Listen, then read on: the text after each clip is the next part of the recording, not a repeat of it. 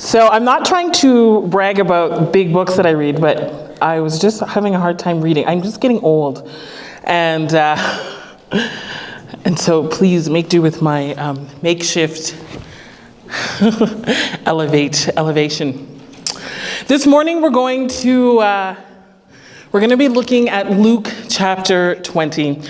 And in this passage we meet the Sadducees and the Pharisees. Now, these are two different groups of community and religious leaders, and they were prevalent during the time of Jesus. Now, while they both had their own religiosity to work out, the Sadducees didn't believe in the resurrection.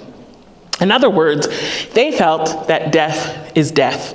The notion of an afterlife was an impossibility. But here is where they joined with the Pharisees. They too longed to kind of trip Jesus up, to ask him hard questions while patiently awaiting the moment to shout out, "Gotcha." And so for the Sadducees, the conversation surrounding the resurrection was a perfect opportunity. Now, if you have children or have worked with children, you know that your kids can come up with all kinds of stories about what happened that day at school or what they kind of hope is going to happen on the weekend or what kind of elaborate plan they have for their birthday.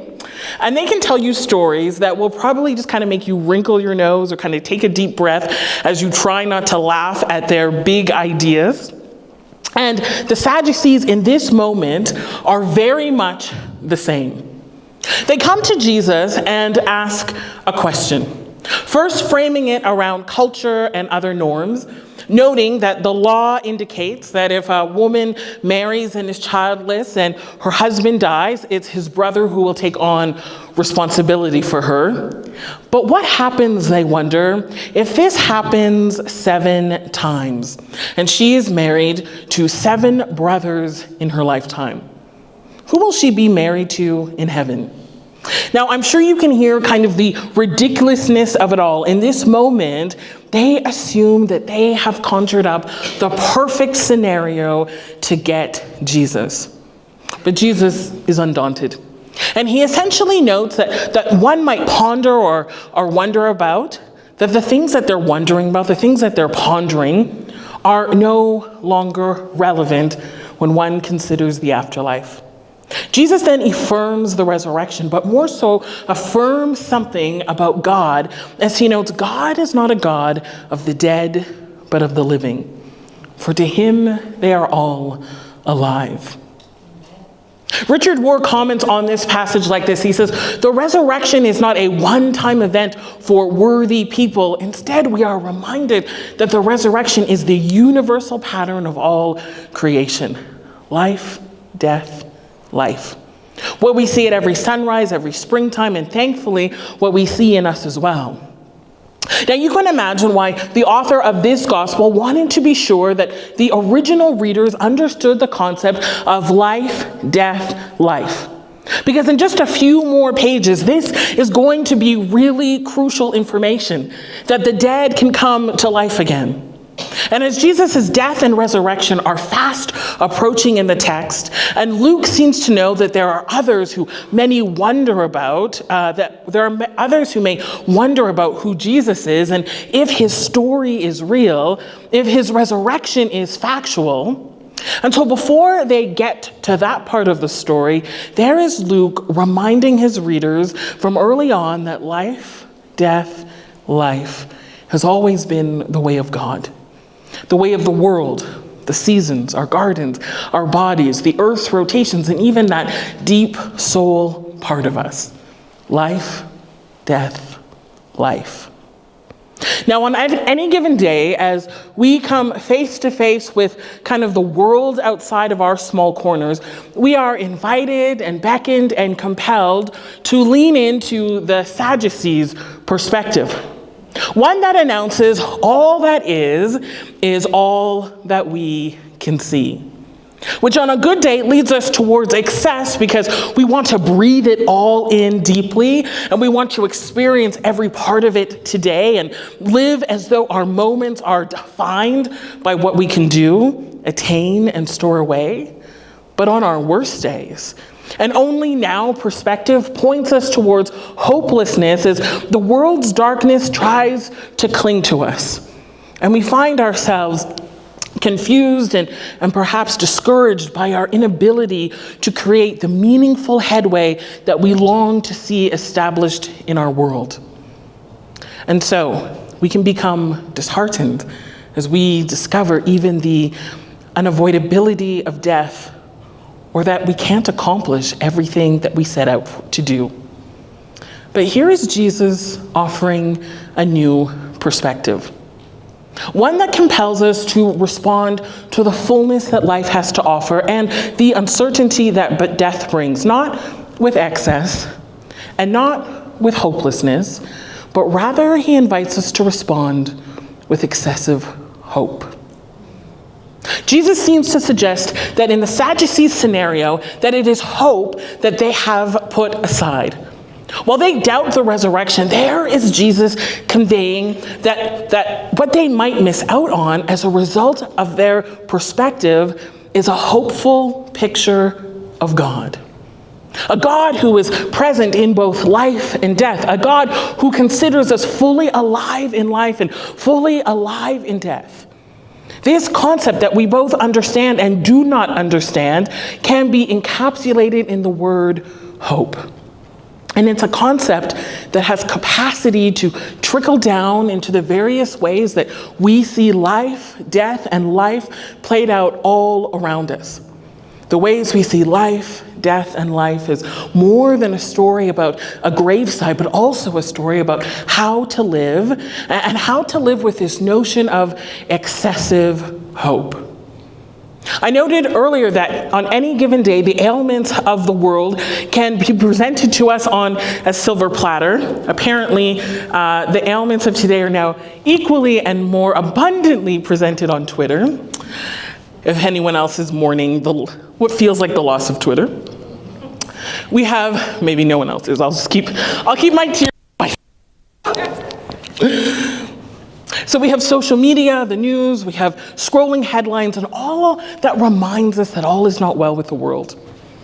And while we cannot single-handedly deconstruct and reconstruct goodness in the world, there is something about that life, death, life rhythm that is compelling. I don't think we're invited into an all or nothing approach when I read the Gospels.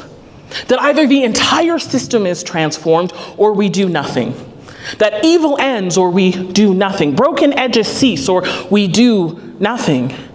Instead, we are invited into spaces that may even have the cadence of death. That may even sound and feel like failure or resemble the end of a thing and have that within them and among them. And yet the rhythm of God's world reminds us that life emerges from the strangest and most unexpected places. As Christ followers, we get to participate in the creation of tiny specks of light, new beginnings, and all kinds of resurrection moments. It's in the very DNA of what it means to follow Jesus.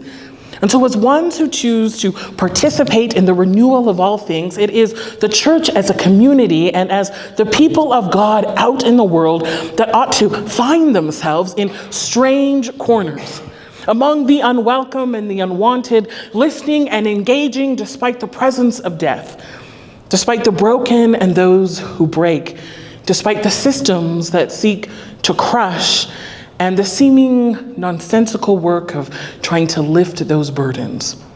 It's there that the church at its most foolish and its most hopeful resides. We reside there with cups of cold water, food for the hungry, care for the sick, and justice for the prisoner. It's there that we come with our gospel of excessive hope that believes life is possible despite all that death wants to proclaim is impossible.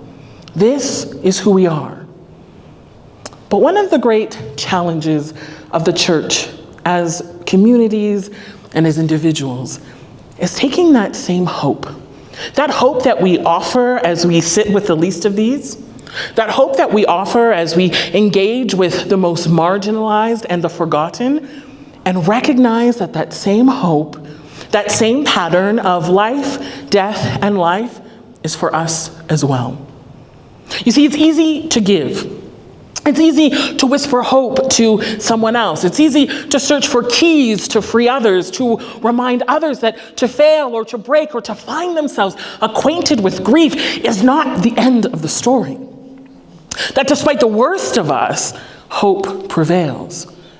But to whisper those words to ourselves, to remind ourselves of God present in the dark, to sit face to face with us in our failure and to feel every bit of it, knowing that this is not the end. To meet our own mortality and be reminded that life exists even after death. That is the hard part. It's so easy to offer and so challenging to receive excessive hope. The idea that life can emerge from death. That the resurrection is not a one-time event for the worthy, but a daily and at times moment by moment event for the created. And that somehow you and I, even at and in our lowest, can experience the gift of hope, this unexpected life that emerges despite the self-proclaimed finality of death. Sarah Bessey, in her article noted as an oasis in the wilderness, describes a moment in time when she was feeling disappointed and heartbroken and kind of disillusioned. And she talks about it like this. She says, I feel like I'm wandering in a desert. I'm not who I used to be, but I'm not sure where I'm going next either. And there isn't much out there but a lot of space. It's scary, like who I was has disappeared, like God has disappeared. A moment in life's journey that perhaps you can relate to, a kind of feeling of darkness, of emptiness, of maybe even feeling abandoned. Now, on this trip, as her and her husband stopped on the way home to eat their lunch in what appeared to be this very barren spot, they sat down at picnic tables reflecting, and then they heard the sound of unexpected water. Running water in the desert. The living metaphor was not lost on her that while she was feeling this dry barrenness as they kind of walked and wandered through the overheated desert, that just beyond, just out of sight, there was a river, a sign of hope.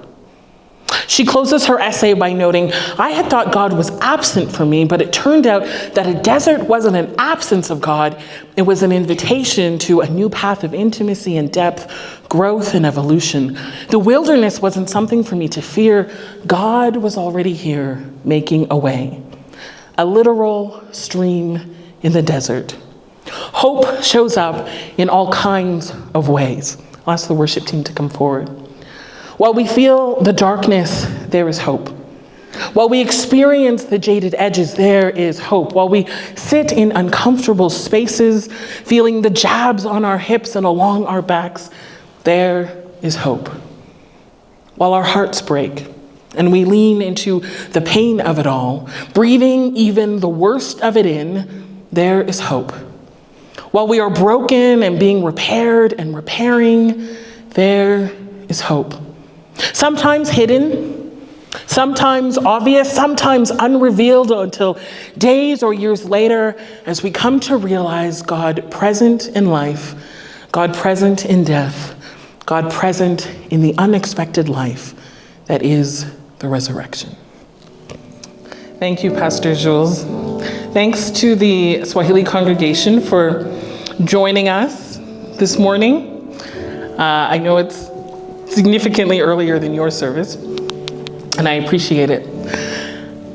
As we go into this week, hopefully somehow strengthened and sustained by taking in communion. It's one of the mysteries of our faith. I hope that as you think about Christ's death and his resurrection, that life, death, life perspective, that it also offers you a picture of hope for whatever it is that you are facing this week, for whatever it is that you are walking through, that you will be able to see the hope that is possible the hope that prevails, the hope that remains despite what we encounter. With that in mind, have a blessed week.